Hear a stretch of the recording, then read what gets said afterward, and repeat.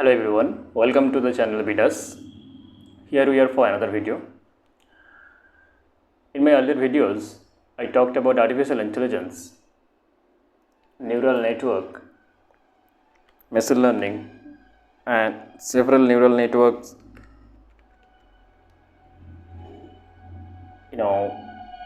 models and artificial intelligence types, classifications. So in today's video, I'll be talking about support vector machines (SVM) and how to implement that support vector machine by using Python codes. Okay. So in my other videos also I showed how to implement several neural networks models by using Python codes and TensorFlow deep learning library and the API Keras deep learning library TensorFlow and API Keras. So I showed the step-by-step Python codes for those things, for implementing neural network models and other parts. Okay. So today in this particular video, I'll be explaining support vector machines and in detail and also how to implement the support vector machine using Python codes. Okay. So without wasting time, let's directly get into the topic straight away. It's gonna be a long video, so have patience. Try to understand what support vector machine is first, then we will be delving into the implementation of support vector machines, several examples of support vector machines using Python codes. Okay, so you can see this screen, my computer screen here. So I'll be implementing Python codes, or rather I'll be using Python codes for implementation of support vector machines. Okay, so for first, let's try to explain what support vector machine is in the beginning. Okay, so the idea is support vector machine or SVM are machines are set of supervised learning methods used for classification, regression and outlier detection. I explained support vector machine in a nutshell in one of my previous videos when I was explaining the types of artificial intelligence there, or machine learning actually. So I explained a little bit of SVMs there. Now today let's explain it in detail. Okay, so as I've told, it's a set of supervised learning methods actually. Now those support vector machines are basically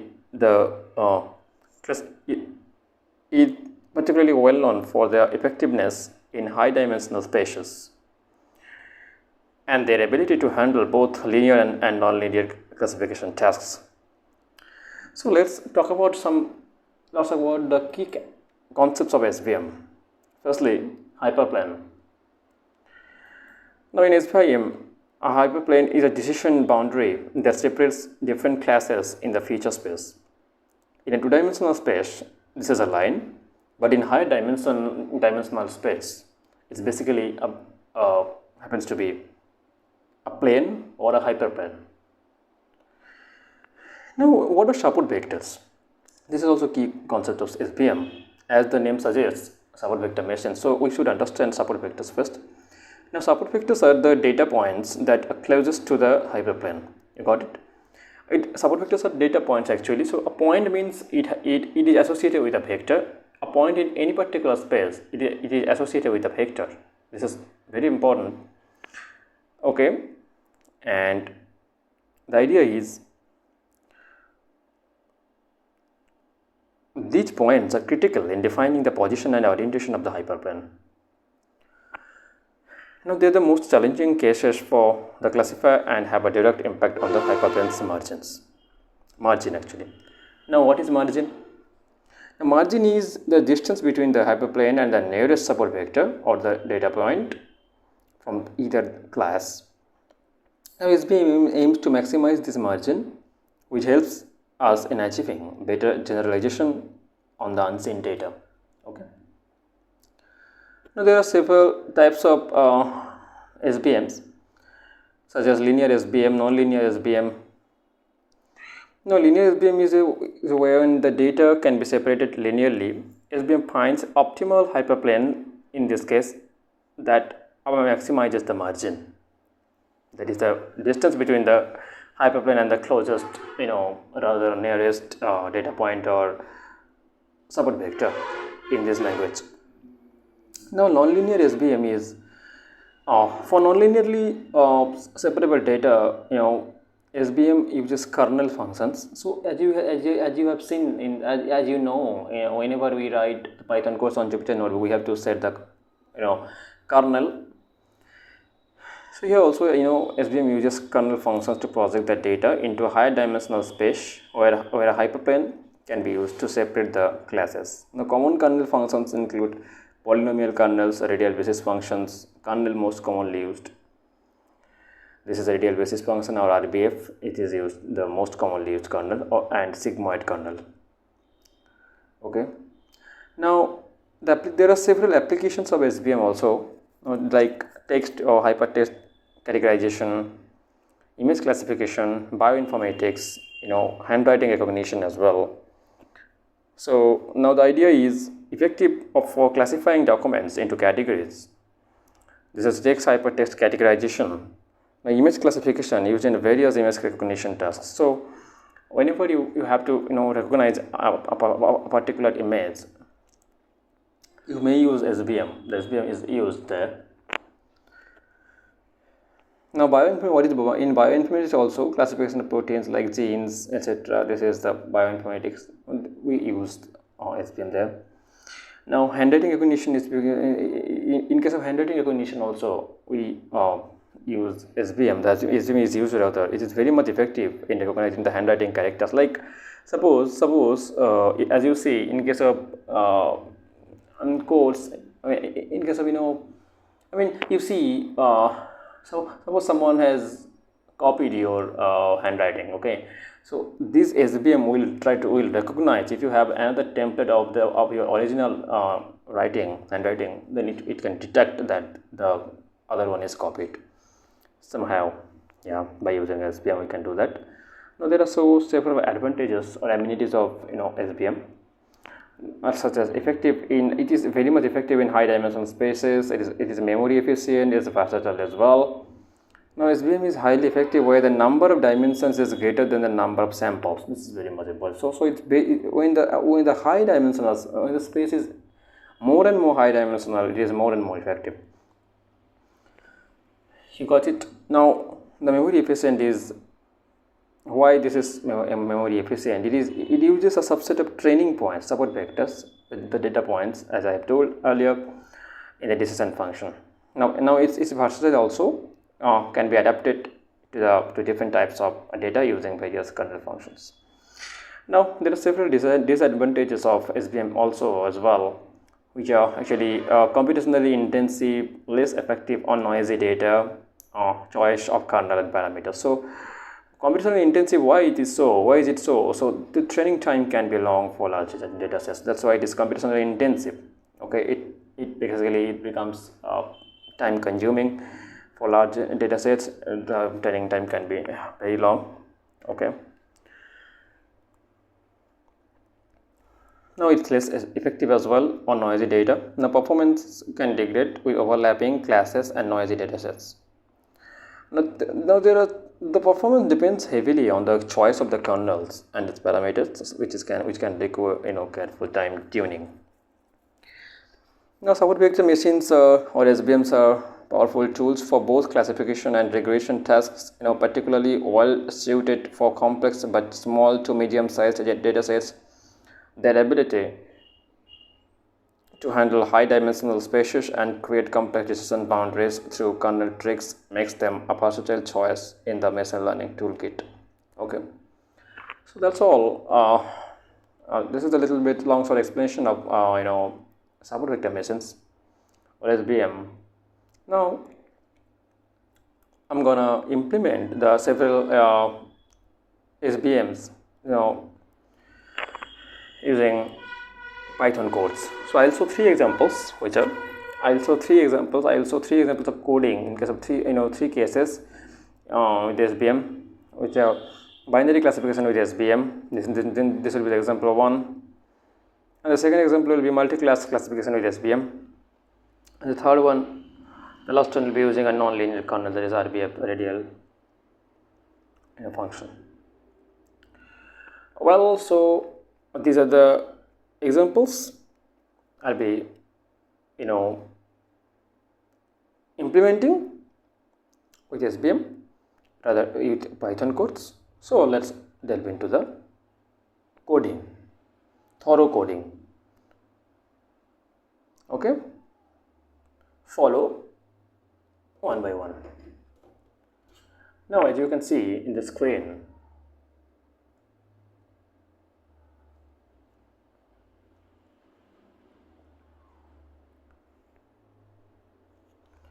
so you can see the screen, right? Yeah, so now I'll be going to open the terminal.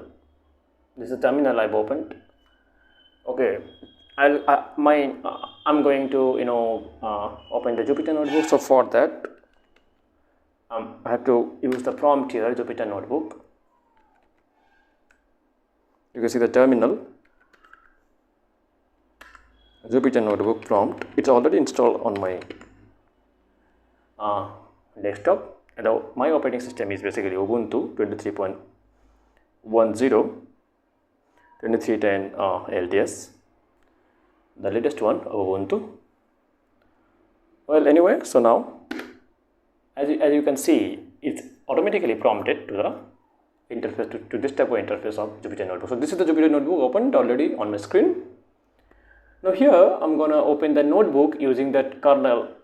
I'll use the basic kernel, that is the Python 3 kernel, as you can see on the right side of the screen. Yeah, you can see, right? This particular one, the new one. This one I'll be using, the most basic one. Okay. Yeah, now you can see this is the Jupyter Notebook. I'll be writing Python codes here. Okay, so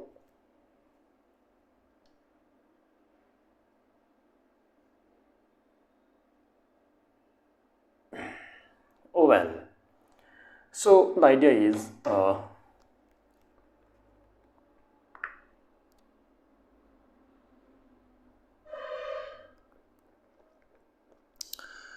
let's start with the first example where I'll be writing the first example. I'll be implementing the binary classification with SVM by using the Python codes.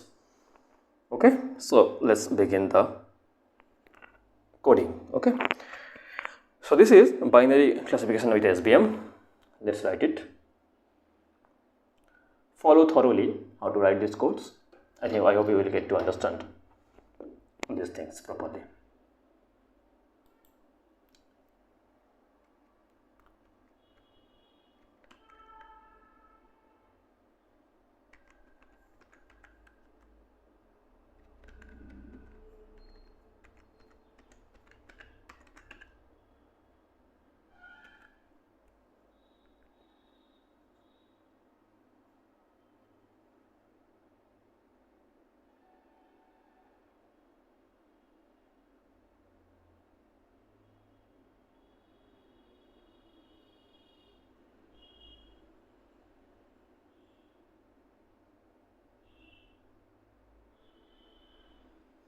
Yeah, it's okay now, I think.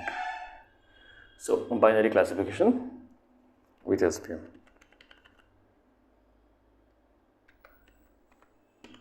For vector machines.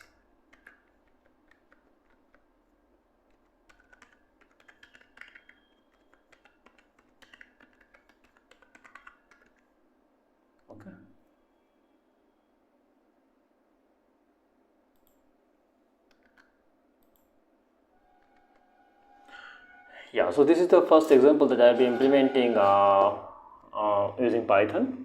You can see this. Okay.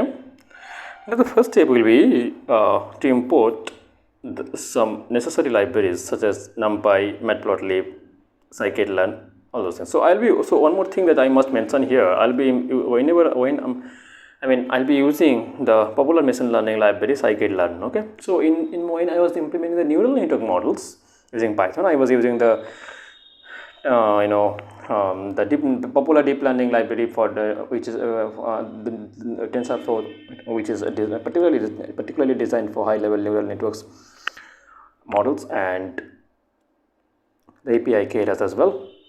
Now in this case I'll be using the popular machine learning library, that is scikit-learn. Okay, now let's import some necessary libraries. Yeah.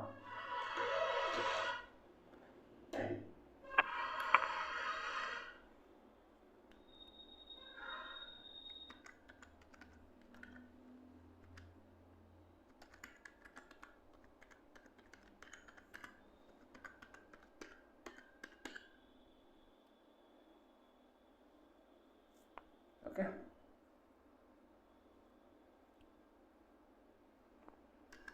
Okay. Now let's import. So I'm importing NumPy as NP. Okay. Import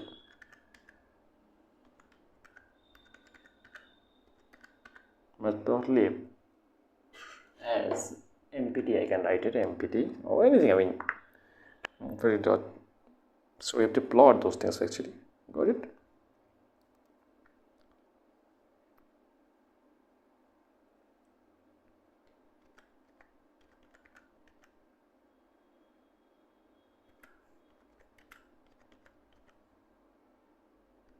Okay, got it. Now from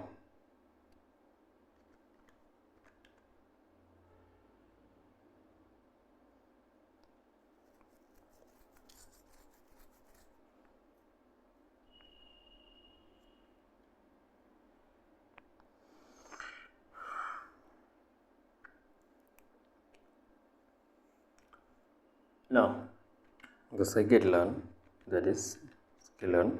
So it is scikit-learn actually, since it is a very scikit-learn. I have to import the data sets.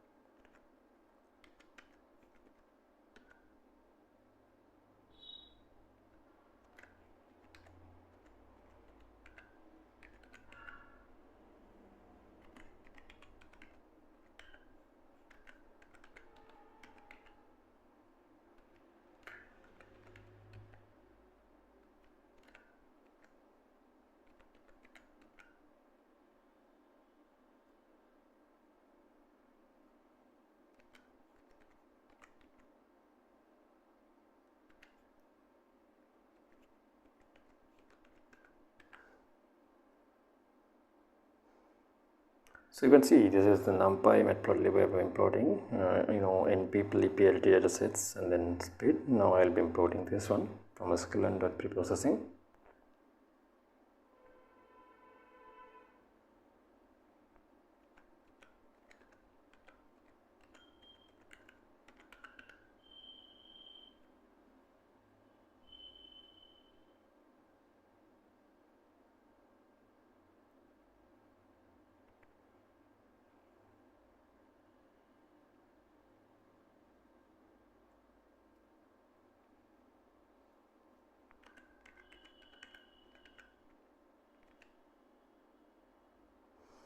Yeah, I have to import standard scalar here.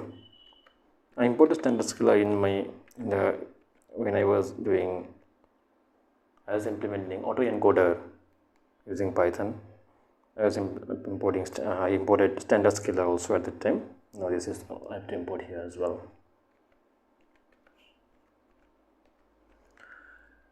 These are the basic libraries actually that we are implementing, importing. So this is standard scalar from sklearn.preprocessing. I'm importing standard scalar.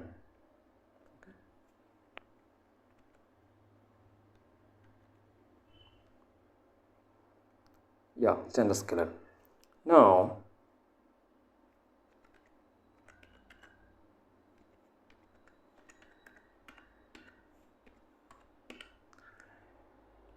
sklearn.svm, I am importing SVC.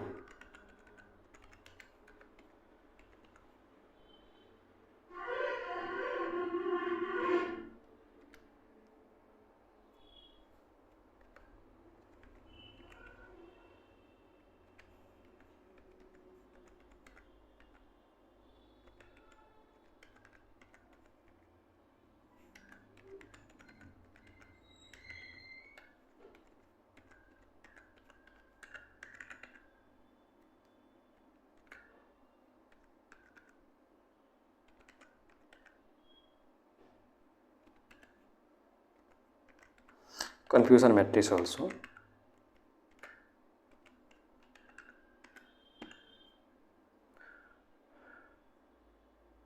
So that's all about importing the necessary libraries. So you can see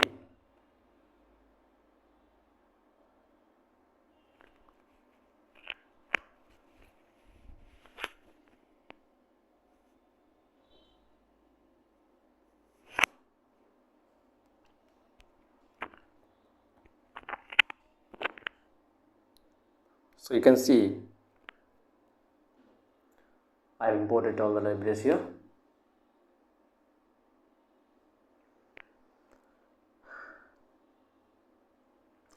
Now you have to hit the shift plus enter to go to the next input line, but I'll be writing all the codes in this particular input line. But you have to understand that the next code that I'll be writing after erasing this thing in this particular input line will be just after this particular code. Okay, yeah. So I am erasing this thing. So the thing is that I am erasing this thing. So you have to do what? You have to hit shift plus enter to go to the next input line and write the next code. But I am gonna write the code in this particular input line, the enter code, and so the next code I'm gonna write here after erasing this particular all the importing libraries that I imported here. So that code will be just after this particular code. Okay, in the next one input line. So whenever you will write code, you will have to write those codes after this particular input line. I mean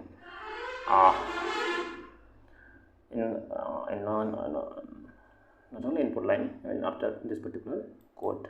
Okay, so I'm erasing this thing.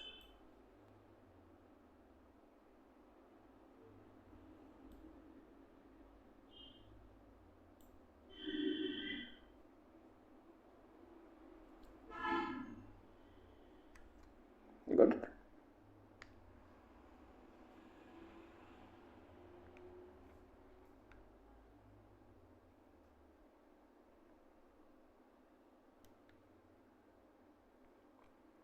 Now I'm gonna load the data sets.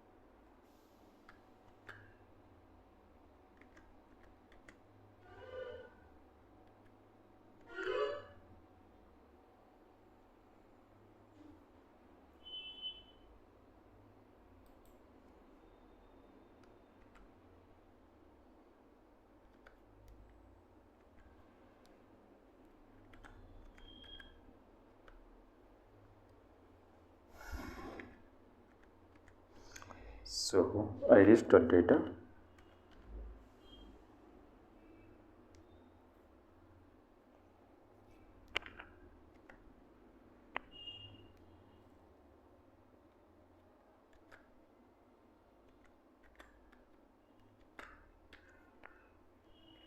Okay. Colon comma space colon 2. Now here I have to mention one thing here. So we are only taking the first two features for simplicity. So I have to mention here.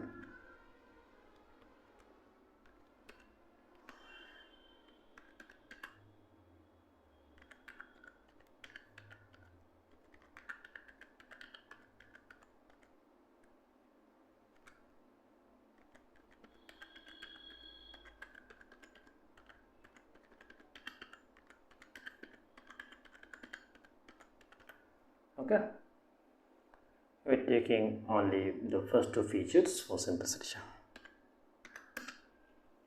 Now this is x1, now y. Y must be small here.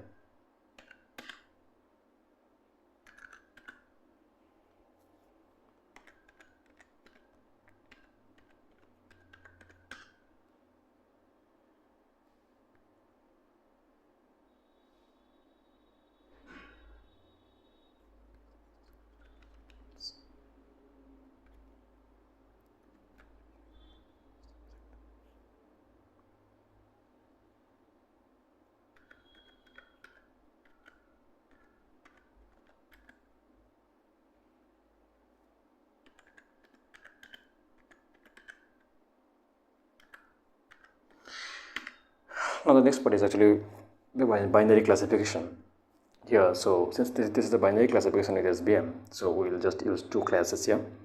So that's what I'm writing here. We'll just use two classes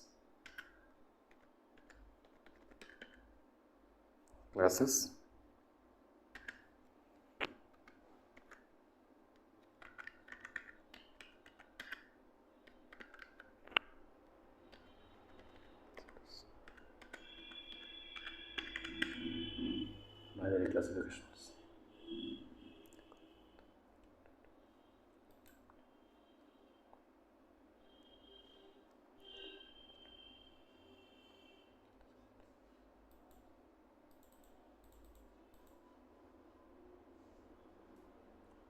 We will just use two classes here, that is binary classification.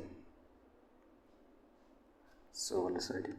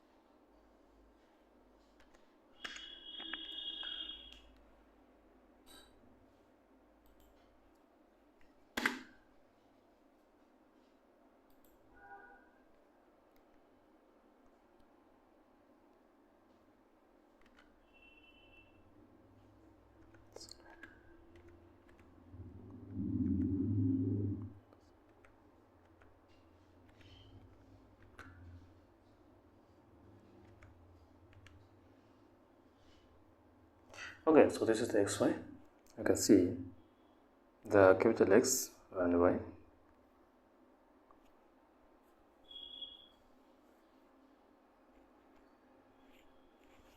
Okay, so this is the, we are using just two classes here, so there's a binary classification. Okay, now the next code I'll be writing, I'll be using this one. So this is this things. Now I'll be erasing this one, and then I'll write the next code here. But that code will be just after that. Okay, you have to understand that. And after every input line, you have to use shift plus enter. Hit. Okay, so let's erase it, and then I write the next one, next part.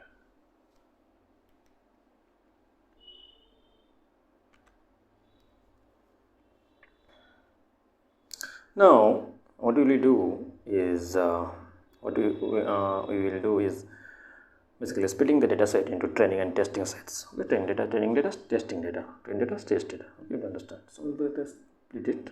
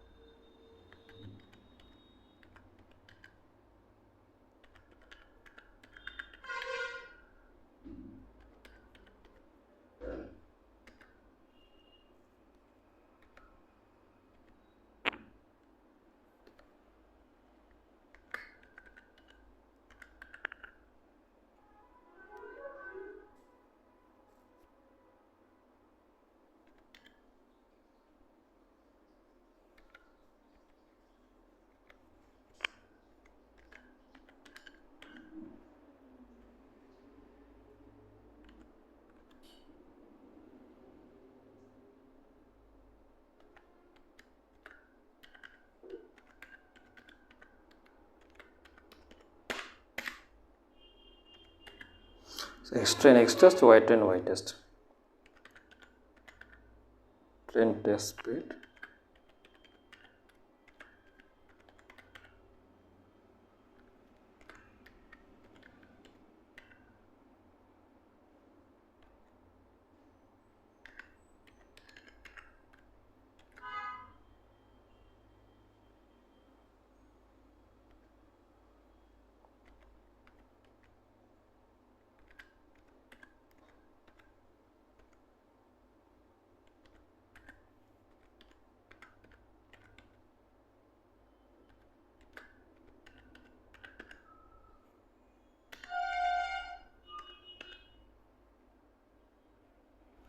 Okay, so that's the splitting of the data set into train and test data, as you can see.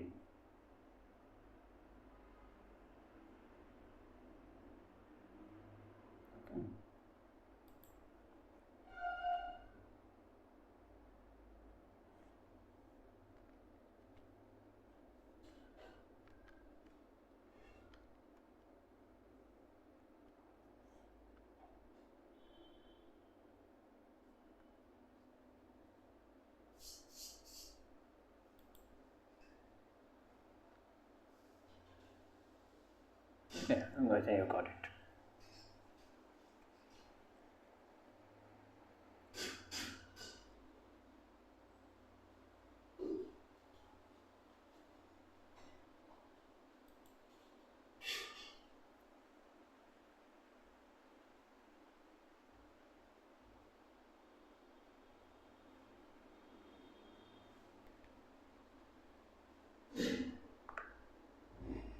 Now we will standardize the features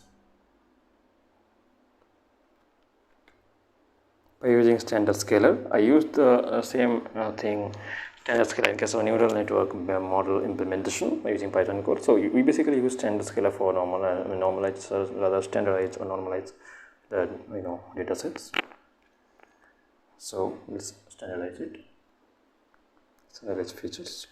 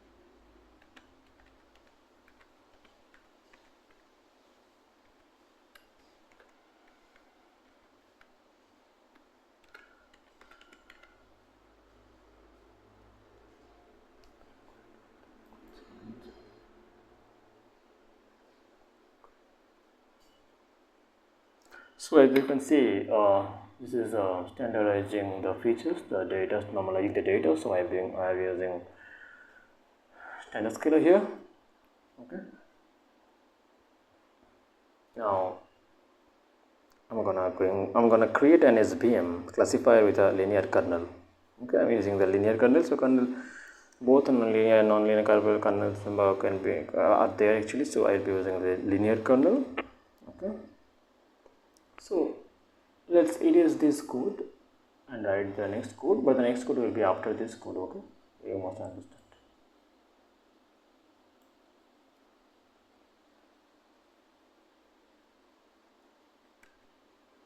Yeah. Now let's create an SVM.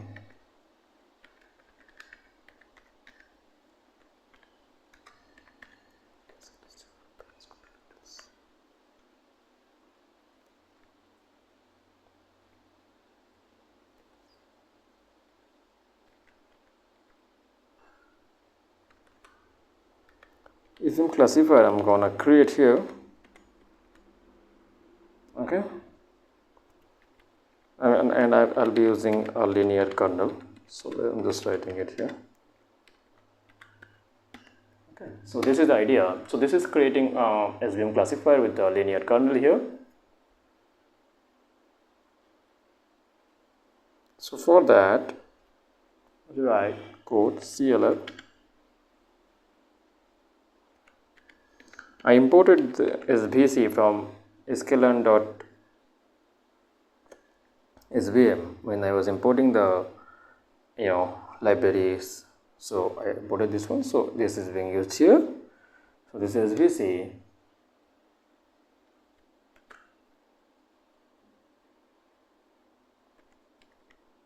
Kernel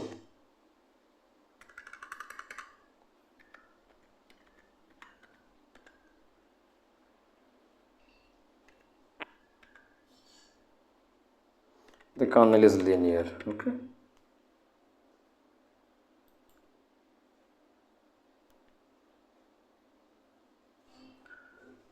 okay, so the idea is this. So I've already, so now you should hit shift plus enter on your keyboard. It will be created. So I'm not doing that. I'm just writing the next code.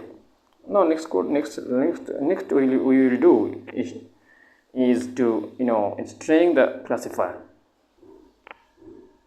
So this is the training the classifier. So let's write the train the classifier. Okay, train the classifier,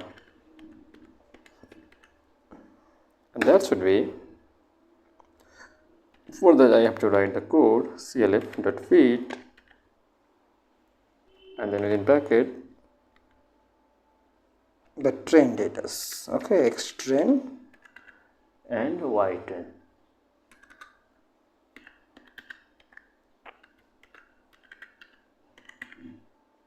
So that's the idea. This is the clf fit xtrain ytrain. I am training the classifier. Then make predictions. And the next part will be to make the predictions.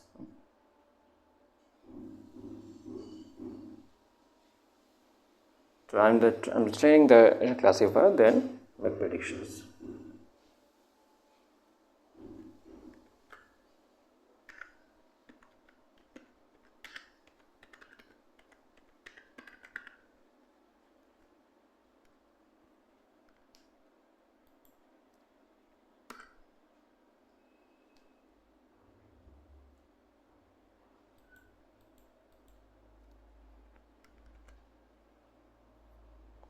Prediction is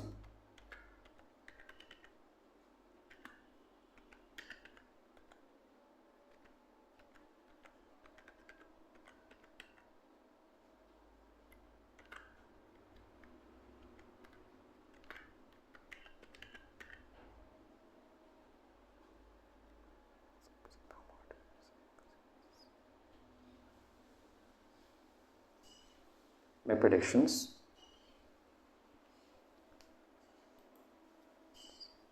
Make predictions.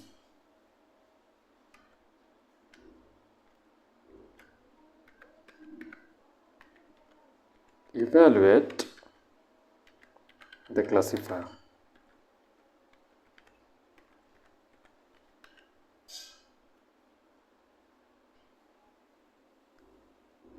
So I'll be writing this evaluate classified part here. So for that, it is this one, and the next code will be the evaluating the classifier, and that code will be just after this. Okay.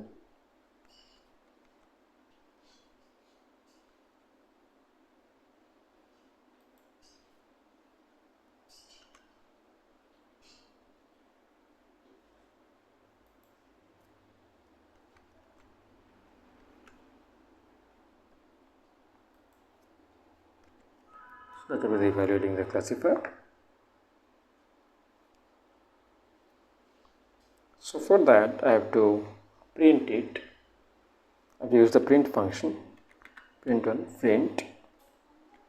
This is confusion matrix.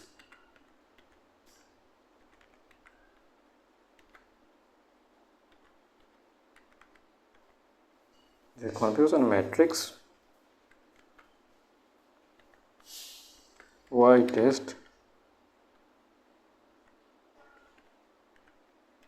y prediction. Okay, so this is the prediction part.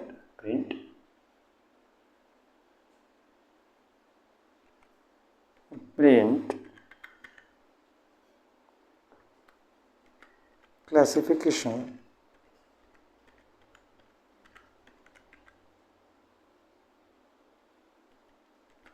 called report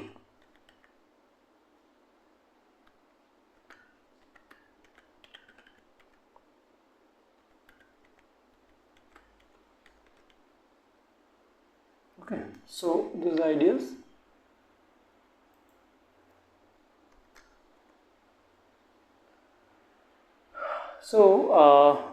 we are printing those functions, printing those things, confusion matrix and classification report. I imported those libraries earlier on when I was importing the libraries.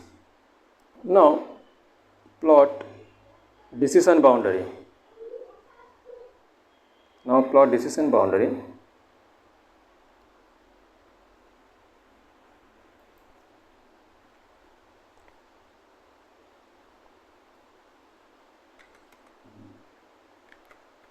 Plot